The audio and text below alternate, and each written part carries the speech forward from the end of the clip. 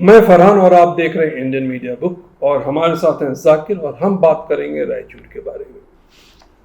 जाकिर साहब, रायचूर में 7 MLA seat है जी। तो एक है रायचूर रूरल है और रायचूर है प्रॉपर, फिर मस्की है, सिंदनूर है, मानवी है, लिंगसूर है, देवदुर्ग है। तो अब यहाँ पे 2018 का अगर आप जायजा लेते हैं तो बीजेपी ने अपने हाथ में 2 सीट रखा था, जेडीएस के पास 2 था और कांग्रेस के पास 3। तो अगर हम थोड़ा सा क्या वोट परसेंटेज था उसके बारे में बात कीजिए, फिर हम आगे बात करते हैं। जी सर।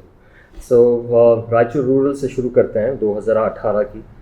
2018 में कांग्रेस वहाँ पे जीती थी। 66,000 वोट्स कांग्रेस को मिले थे, बीजेपी को मिले थे 56,000 वोट्स और जेडीएस को मिले थे 34,000 votes. Raichur main city BJP जीती थी यहाँ पे। 56,000 वोट्स बीजेपी को मिले थे, कांग्रेस को मिले थे 45,000 वोट्स और जेडीएस को मिले थे 7,700 वोट्स। मस्की में कांग्रेस जीती थी, कांग्रेस को मिले थे 60,387 वोट्स और बीजेपी को मिले थे 60,174 वोट्स। मतलब बहुत क्लोज कॉन्टेस्ट था और जेडीएस थर्ड पोजीशन में था 11,000 वोट से। सिन्नौर में जेडीएस जीती थी, 71,000 वोट्स जेडीएस के कैंडिडेट को मिले थे, कांग्रेस को मिले थे 69,000 वोट्स और बीजेपी को मिले थे 14,000 वोट्स। मानवी की तरफ आता है, मानवी में JDS had one the election. 53,000 votes JDS को मिले थे, बीजेपी को मिले थे 30,000 वोट्स और कांग्रेस को मिले थे 28,000 votes. Lingsur went to Congress, Congress को मिले थे 54,000 वोट्स, जेडीएस को मिले थे 49,000 वोट्स और बीजेपी को मिले थे 47,000 वोट्स। देवदुर्ग बीजेपी को मिले थे 67,000 वोट्स, बीजेपी जीती थी यहाँ पे। कांग्रेस को मिले थे 45,000 वोट्स और जेडीएस को मिले थे 7,000 वोट्स। सो ये है पूरे 7 कॉन्स्टिट्यूएंसी में 2018 की कहानी। जी। तो हम बात करते हैं जाकिर साहब जेडीएस के 2 सीट पे जो उन लोगों ने 2008 में अपने हाथ में रखा था जी। तो अगर सिंदूर की बात करते हैं तो उन्होंने लिया है, जैसे आपने कहा, 71,000 वोट और 69,000 लिया था वहाँ पे कांग्रेस ने। तो ये जो गैप सिर्फ 2000 का था। और इस बार देखिए कि क्यों मैं इसकी बात कर रहा हूँ कि एक चीज़ बताइए, मुस्लिम पॉपुलेशन कितना है यहाँ पर? मुस्लिम पॉपुलेशन 27,000 जी। तो यहाँ मुस्लिम माइनॉरिटी अगर चाहती है सिंदूर को जेडीएस के तबके के हाथ में रखने के लिए, अगर वहाँ की जनता अगर जेडीएस को पसंद कर रही है तो डेफिनेटली 27,000 के जो परसेंटेज है उसके नंबर को बढ़ाना पड़ेगा लोगों का, क्योंकि परसेंटेज इलेक्शन में कम हुआ था जी। वो ज़्यादा होना चाहिए। और दूसरी बात कि अगर यहाँ पे माइनॉरिटीज़ का नंबर काफ़ी मायने रखता है, क्योंकि 27 होने के बावजूद भी अगर गैप देखेंगे तो 2 पार्टी के बीच में सिर्फ 2000 का गैप था। अगर यहाँ ये 27,000 गलत तरीके से स्प्लिट होती है तो किसी और को आने का चांस ज़्यादा बन जाता है।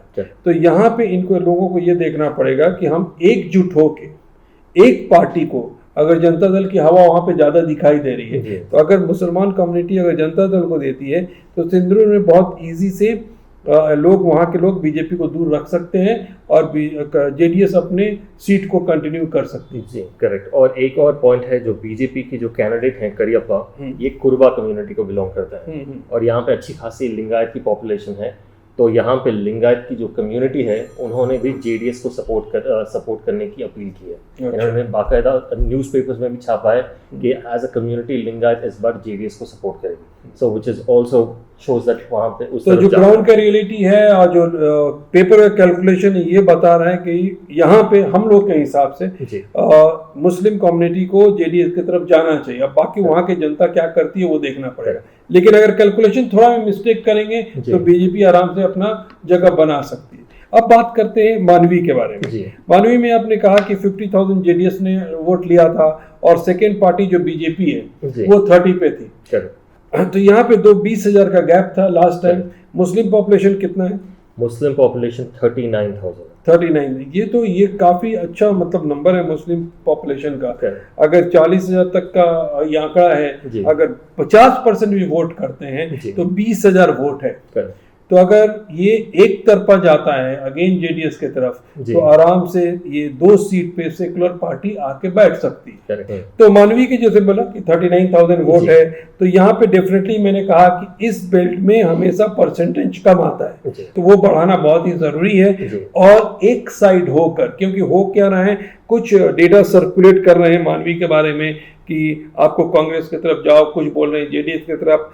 इस डेटा से लोगों को परे हट के हम लोग का एनालिसिस बोल रहा है मुस्लिम कम्युनिटी 100% यहाँ पे जेडीएस को वोट डालना चाहिए, नहीं तो ये सीट फिर इधर उधर हाथों में चली जाएगी। तो जाकिर साहब, ये 2 सीट थी जहाँ पे जेडीएस कब्जा करके बैठी थी, उसके बारे में हमने बात किया था। अब हम बात करते हैं रायचूर के बारे में। रायचूर के बारे में आई थिंक एक फुल वीडियो भी बनाया है हमने रायचूर के बारे में पिछले हफ्ते, लेकिन ब्रीफली बात कर देते हैं। अगर किसी को चाहिए डिटेल में तो they can go to that Raichur video and watch it. अब ब्रीफली हाँ, वही रायचूर के बारे में है कि देखिए ये सीट तो इस बार 100% कांग्रेस के हाथ में आने का पूरा चांस था। जिस तरह कांग्रेस का माहौल बना था, तो वहाँ एक हमने पहले बात किया था कि कैंडिडेट सिलेक्शन में गलती हुई, तो यहाँ पे बहुत ही डाइसी सिचुएशन है।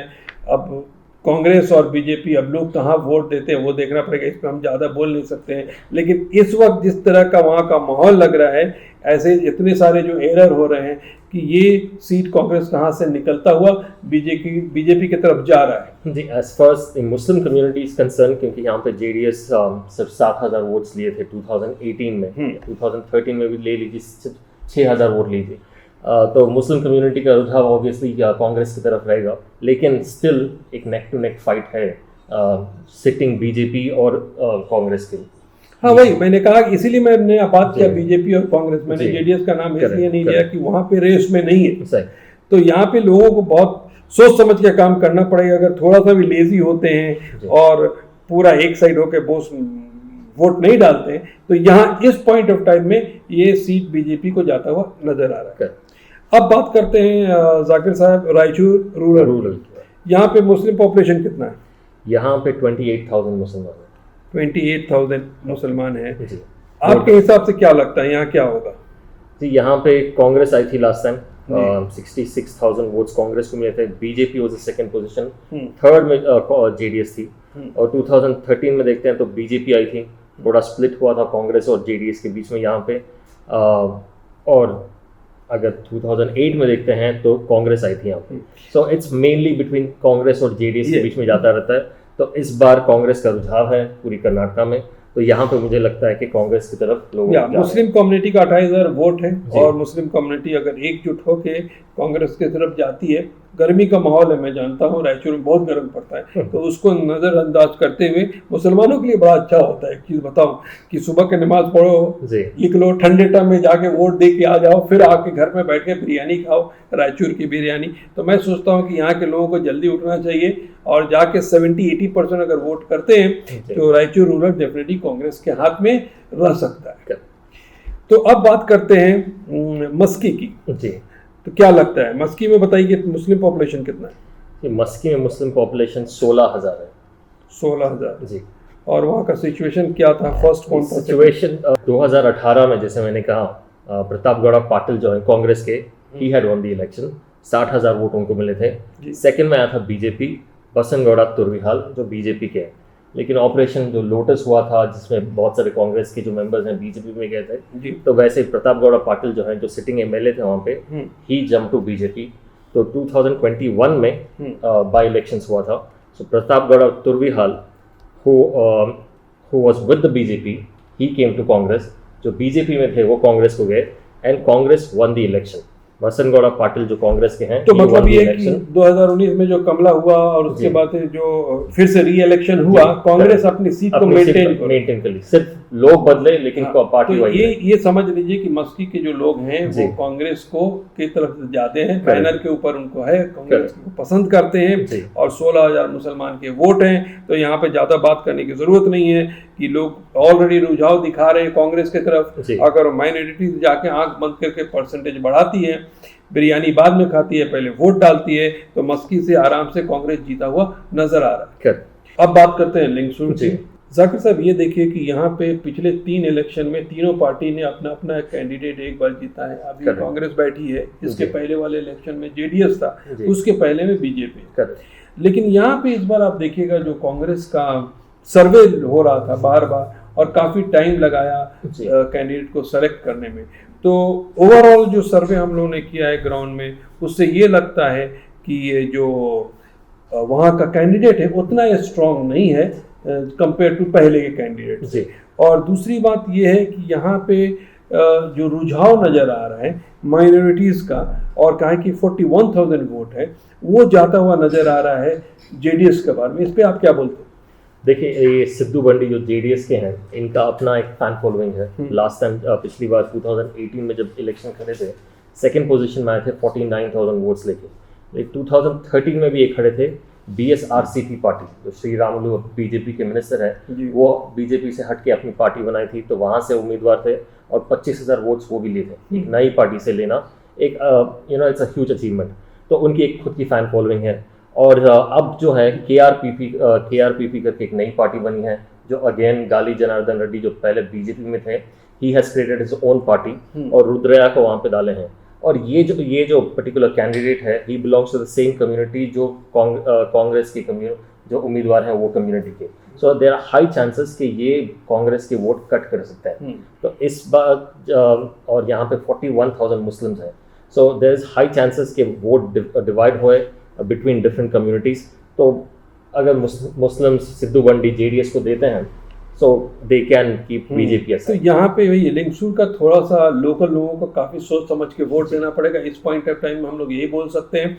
क्योंकि जो नई पार्टी आई है, जैसे आपने कहा कि उधर कांग्रेस का वोट जाता हुआ नज़र आ रहा है और मुस्लिम के कुछ 50% जेडीएस में जाते हुए नज़र आ रहे हैं। तो ये जो जेडीएस की तरफ जा रहे हैं, मुसलमानों को लोकली खुद सोचना पड़ेगा कि अगर एक तरफा होकर जेडीएस के पास जाते हैं तो आराम से यहाँ से जेडीएस को जीतने का चांस है। लेकिन अगर ये 40% बढ़ता है तो फिर बीजेपी यहाँ से आसानी से निकल सकती है। करेक्ट, क्योंकि जो बीजेपी के कैंडिडेट हैं मनप्पा वज्जाल, ही वाज वन तो 2008 में ये एमएलए रहे हैं, जीते हैं वहाँ पे। और थर्ड पोजीशन में भी 47,000, बहुत ज्यादा फर्क नहीं है बीजेपी और कांग्रेस या जेडीएस के बीच में। So it's a close fight always रहा है यहाँ पे।